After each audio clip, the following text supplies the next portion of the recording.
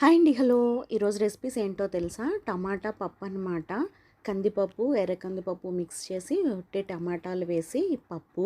అలాగే ఇదైతే క్యాబేజీ టమాటా కర్రీ అండి. జస్ట్ శనగపప్పు, మినపప్పు, ఆవాలు, జీలకర్ర, ఎండుమిర్చి, ఇంగువ, కరివేపాకు పోపు పెట్టేసి క్యాబేజీ వేసి అది మగ్గాక టమాటాలు వేసేసి ఉప్పు, కారం అలాగే కొంచెం వేసుకుంటే గరం మసాలా వేసుకోవచ్చు. నేనైతే వేయలేదు. ఇంకా అదైతే రైస్.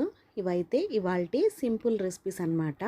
ఇంకా బ్రేక్ఫాస్ట్ కోసం అయితే నేను నిన్న ఇది నానబెట్టానండి పప్పు. అలాగే ఇదైతే గోధుమ నూక, మనకి పచ్చ గోధుమ నూక ఉంటుంది కదా, ఎర్ర గోధుమ నూక ఇలాగ కొంచెం పచ్చగా ఉండే నూక ఉంటుంది కదా. ఎర్ర నూక అయితే కొంచెం స్వీట్నెస్ ఉంటుంది దానికి, ఇదైతే చప్పగా ఉంటుంది. సో వీటితో అయితే దోశలకి నానబెట్టి చేశానన్నమాట. ఒక గ్లాస్ మినపప్పుకి 3 గ్లాసుల గోధుమ నూక వేశాను.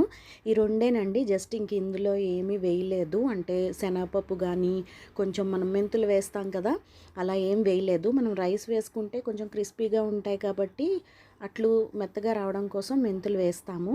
ఆల్రెడీ గోధుమ నూక మనకి మెత్తగానే ఉంటుంది వాటితో చేసే అట్లు కాబట్టి ఇంకా నేను ఇందులో మెంతులు కూడా వేయలేదు.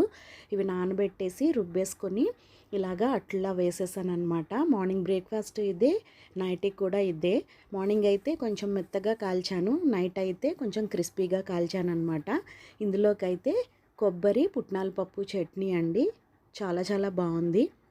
వీడియో నచ్చితే లైక్ చేయండి, షేర్ చేయండి, అలాగే ఛానల్ని సబ్స్క్రైబ్ చేసుకోండి.